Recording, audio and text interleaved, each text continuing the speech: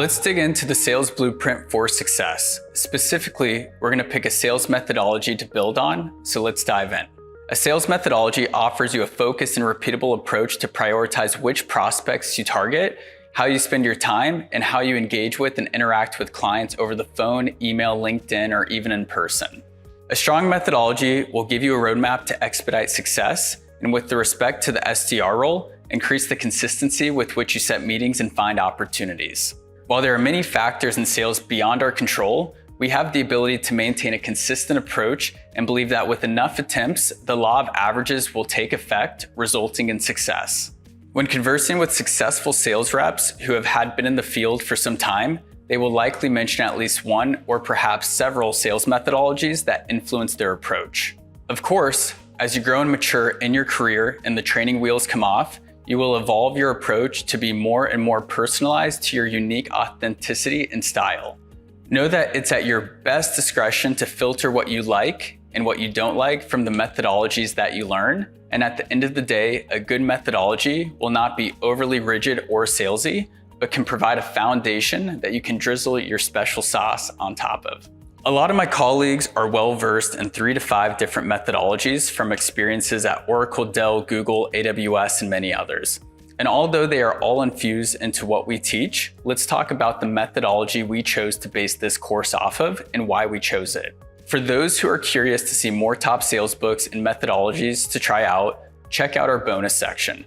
Without further ado, we intentionally chose Mike Weinberg from New Sales Simplified. I used to teach his methodologies at Dell, which was a sales role that had a heavy focus on hunting and winning new business. Dell EMC was trying to play catch up to Pure, Rubrik, and NetApp, who penetrated the market and grew market share tremendously. So why did we choose this book? Mike has walked the walk as a top performer in multiple organizations. He advises some of the biggest companies in the world, is a recognized speaker, and author of 3 Amazon #1 bestsellers. And among those, New Sales Simplified has been recognized by HubSpot as one of the top sales books of all time. Mike is a self-proclaimed #truth teller, and his advice is blunt, to the point, and practical. The book is a no-nonsense one-stop guide on how to expedite the process of acquiring new customers.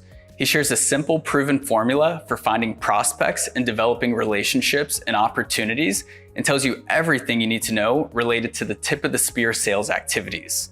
Additionally, the tip of spear for any sales professional is sales development, which is a skill you carry with you for your whole sales career.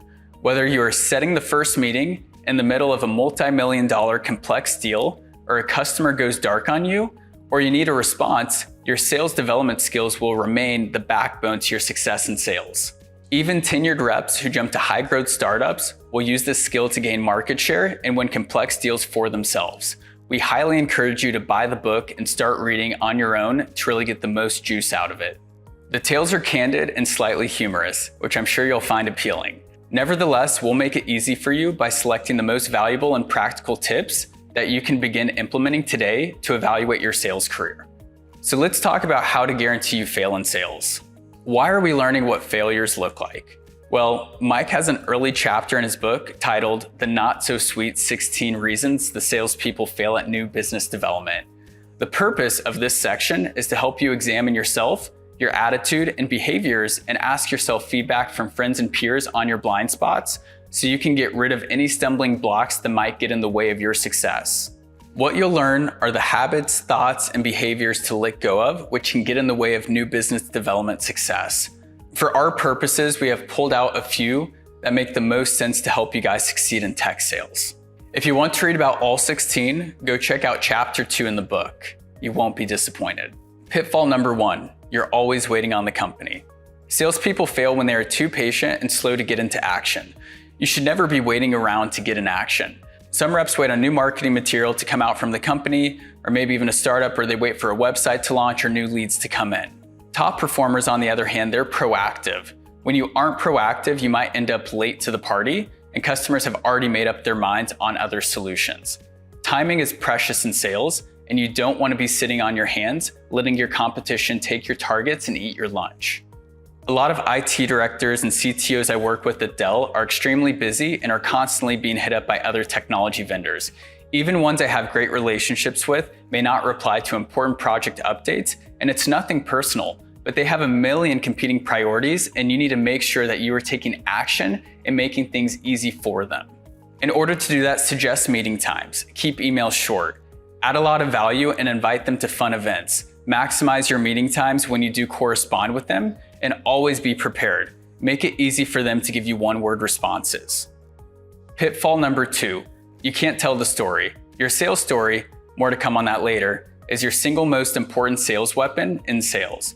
We use talking points from our sales story on the phone and when we're trying to get someone to meet with us. Pieces of the story end up in our cold email outreach, voicemails, discovery calls, and eventually in presentations.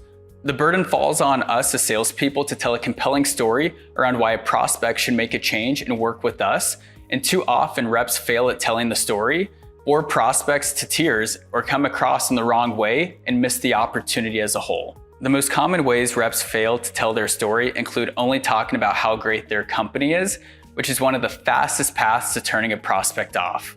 A strong sales story needs to be others-oriented and focuses on the customer. Lack of passion and power when speaking are also a pitfall when telling the story. If you aren't excited about what you're selling and that doesn't come across in your story, how will you be successful? You might as well look for another company. Being too long-winded and confusing the customer is also a pitfall, and I've struggled with that myself. The pitch doesn't differentiate your offering from others in the market or compel the buyer to act in a different way. And of course, if the pitch doesn't differentiate your offering from others in the market or compel the buyer to act in any way, why would they buy your solution? Most salespeople fail because they don't invest the time and energy into sharpening their story. It goes back to the common denominator of success, which is making a habit of doing the uncomfortable things failures don't want to do. Putting in the work to prepare isn't always fun, but it has exponential impact. More about the work needed to build a sales story that's amazing and effective a little later on.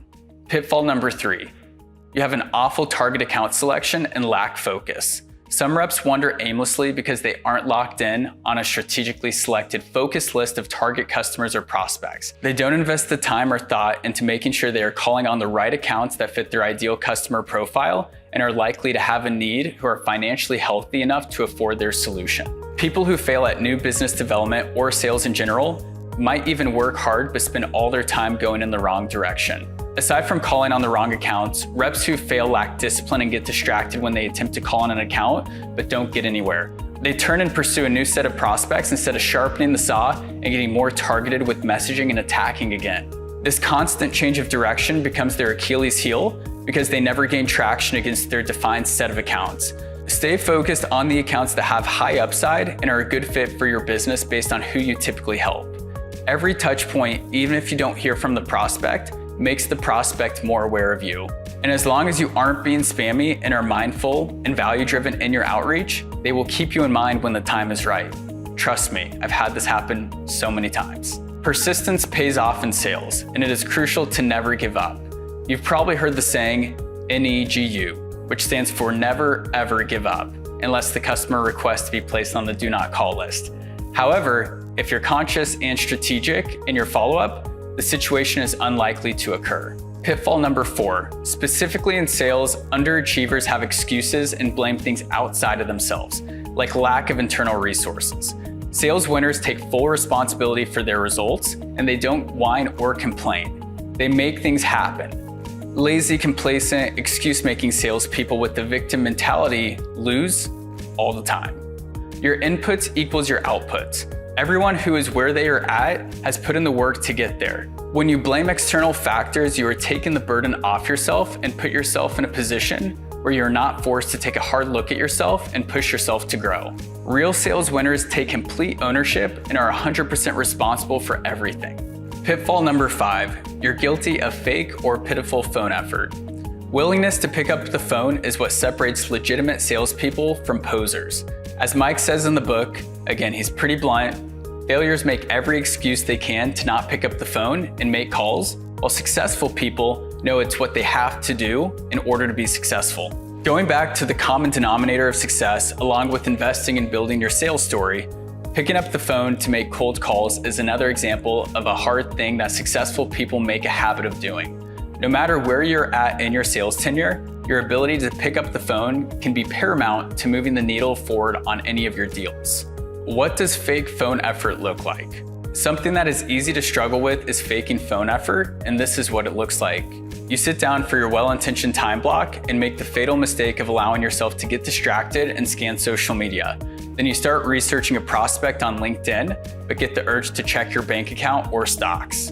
Before you know it, you're checking your fantasy football lineup and checking the weather for an upcoming trip.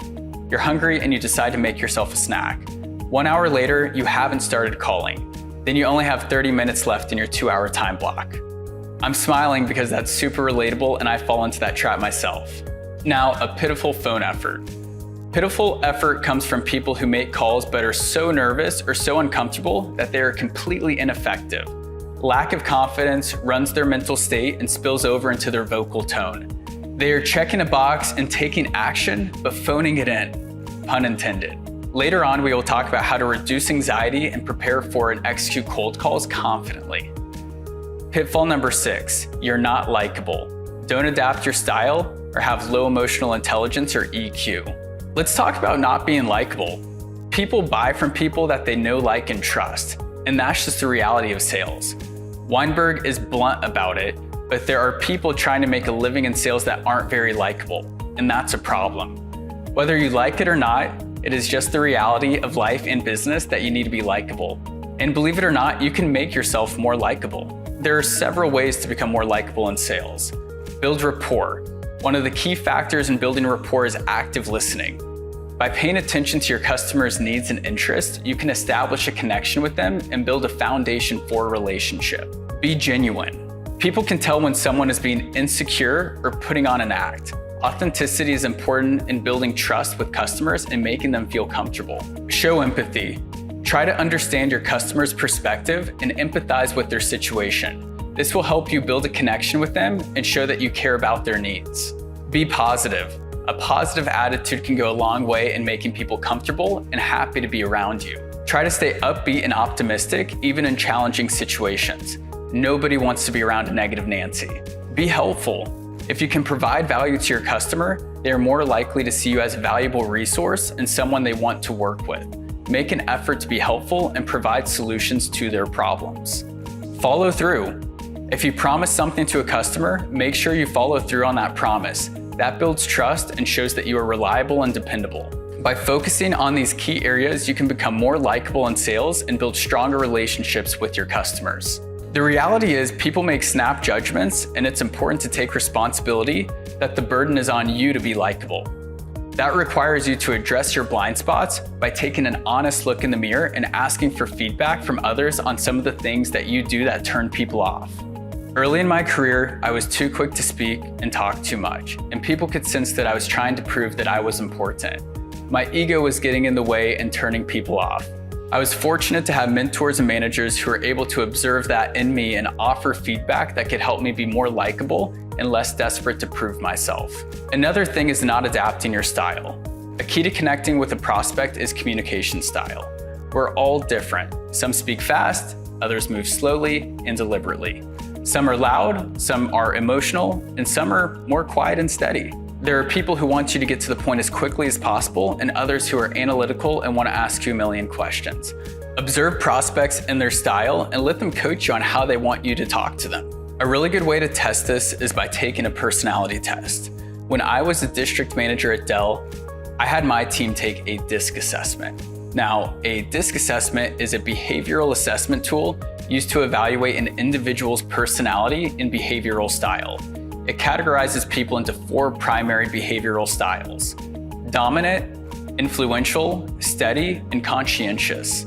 The assessment examines how an individual behaves, interacts with others, processes information, and responds to challenges. Now, the cool part about this is it not only helped us understand each other's personality types in terms of which ones were direct, to the point communicators and which people might be more relational based and team oriented, but it allowed us to identify which personality types our customers were so we could communicate in a similar rhythm to how they prefer communicating. This is a great tool for adapting your communication style. The results of a DISC assessment can help individuals and organizations gain insights into how to communicate more effectively, build stronger relationships, and improve their teamwork and collaboration. It is commonly used in personal development, team building, and hiring processes with a lot of companies. Now, next you have low emotional intelligence. Emotional intelligence, or EQ, is a measure of your emotional and social intelligence, and it is a bigger determinant of success rather than IQ. The good thing is you can develop this skill. It involves your ability to manage yourself, manage your emotions, your relationships, and people's perception of you. These are a huge deal in sales. Low EQ people, no matter how smart or driven, struggle with interacting and establishing relationships with new contacts, which is required to succeed as an SDR and in developing new business opportunities. In sales, our job is to connect with the buyer. It is hard to do when you move at one speed and treat everyone the same and can't adapt to their style. The best advice I've ever received is being a chameleon and adapting to different personalities you interact with. Something I struggled with was being a rapid-fire, fast-talking, passion-driven salesperson calling on reserved, data-seeking technical buyers. People fail in sales because they lack the perception or relational skills to adapt to the style of the person they are calling on. So no getting around it. Our job as salespeople is to be likable and trustworthy. Rapport building is a skill that helps you take into account the style of the buyer and prepare to adapt your approach on a sales call depending who you're talking to. The great news is, unlike IQ, your EQ and your ability to connect with others is something trainable and can be improved on. Although not required, I encourage you to read Emotional Intelligence 2.0 to assess your current gaps in both self and social awareness and self and relational management, and start flexing your development and your EQ muscle even further. Pitfall number 7, you aren't intentional or structured in customer engagements and customer calls. A cold call sets the tone for getting a meeting, and a discovery call sets the tone for the whole sales relationship to follow. Reps fail in calls because they don't prepare a structured flow to kick off the call in a relevant way, which they've practiced previously. And reps fail on discovery calls because they don't prepare a focused structure or agenda for the call and don't get buy-in on the approach from the customer. When you don't prepare, you are preparing to fail. The focus of the salesperson should always be that they are there to find pain, potential problems to be solved, and opportunities to help the customer capture. Most salespeople talk a disproportionate amount of the time and don't focus on asking enough good questions. When salespeople ask probing questions, they don't fully listen to the answers either. Challenge yourself to see if you are actually listening next time you're on a call. The best piece of advice I got was setting 5 to 10 minutes to prepare for every call I have. Writing down the questions you want to ask, what outcomes you want to achieve in the meeting. Even in a high-velocity sales role, you need to be clear on your objectives and spend time making sure you are asking the right questions. And with a lot of big deals, one call of being unprepared can be the difference between the end user working with you or another vendor. So control the controllables and make sure you are very intentional with every touch point in the sales process. Pitfall number 8, you get distracted from your core role. Let's be real. In sales, you are there to deliver outcomes. You are being paid to set meetings and build qualified pipeline and eventually close top-line revenue for the company. You aren't being paid to play good corporate citizen and do things outside your role like happy hours and other activities, although encouraged. These things are great to do, especially if you're performing well and already hit your KPIs, but don't let them distract you from your core KPIs if you haven't hit them yet, because at the end of the day, your numbers matter most. Top performing reps are productive and selfish with their time. Remember that as you prioritize what you need to do. Pitfall number 9, you don't use and protect your calendar. Most people are easily distracted from anything to do with pursuing new prospects. It's rare to find someone with a written business plan and having things from their plan in their calendar. In particular, people who fail in sales fail to block off and protect their precious time and become reactive reps instead of proactive reps who block off their calendar. An amazing book that helped me achieve quick success at Dell was At Your Best by Carey Ninewolf. I may be mispronouncing that, but it is a great book. He makes the claim that most high-performing people only have a maximum of 4 to 5 hours of productivity a day, and that happens for most people in their green zone, which can be from 7 a.m. to 11 a.m. daily, and from 1 to 2 p.m. every day after lunch. Yellow zones, on the other hand, are typically from 11 a.m. to 1 p.m. and again from 2 p.m. to 4 p.m. and then a red zone might be at the end of the day from 4 p.m. to 5 p.m. While there are different personality types, he says over 70% of people fit this profile. And so how do we use it? For me, I always did my highest needle moving activities in my green zone. Prospecting, building proposals, creative messaging, activities that require a lot of brain power. And to parlay that, I would always keep my phone on Do Not Disturb and have all my tabs and notifications blocked. Green zones were my time.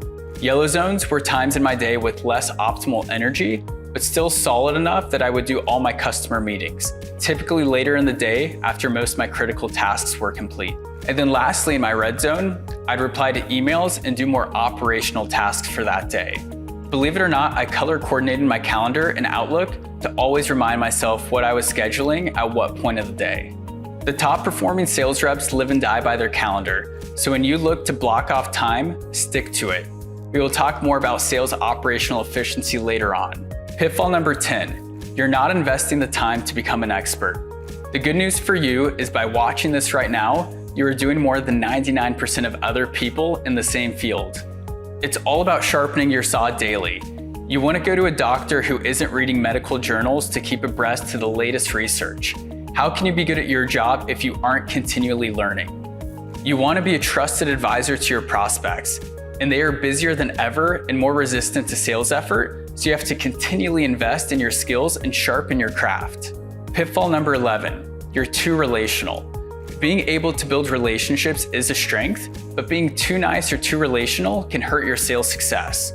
Sales hunters experience conflict, risk, and rejection on a regular basis. Very often, highly relational people cannot stand the conflict and tension that exists when trying to open new doors and convince prospects to change direction, break a relationship with an existing vendor, and move their business to you.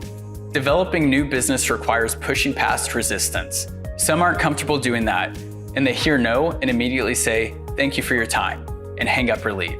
But the person who hears no but still pushes through is a sales rep you want to be. One of my sales mentors at Dell was doing an on-site meeting with an executive team of a huge global startup we aligned to. The chief technology officer, infrastructure architect, and COO and director were drawing out their plans to rebuild their data center. To put it in perspective, these are world-class experts who are creating a technology company based on data sets.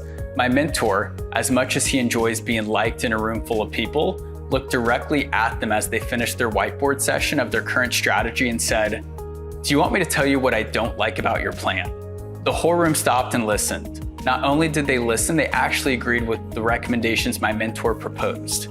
He had not only invested the time to learn about best practices in their vertical, but didn't care to be overly relational and instead took the path of most resistance and in the end built up more trust as an industry expert with their team. Pitfall number 12, you're overly analytical. If your behavioral style is highly analytical, you're likely to need all the data and facts before acting, and you feel the need to be right. And your greatest fear is being wrong and embarrassing yourself. And if that's the case, then sales might be rough because it will be messy.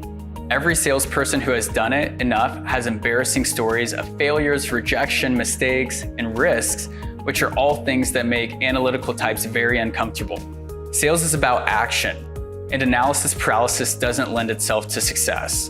I struggle with this myself, and I've had to unwind a bit from my analytical nature.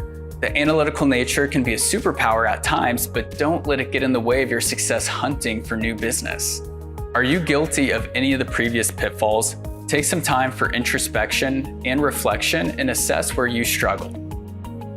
Journal on these areas with an intention to make adjustments and actively work on these things. There's nothing wrong if you're guilty of some of these behaviors. Just acknowledge the difference between what feels good to you and what works, and choose to replace the bad habits with what actually works.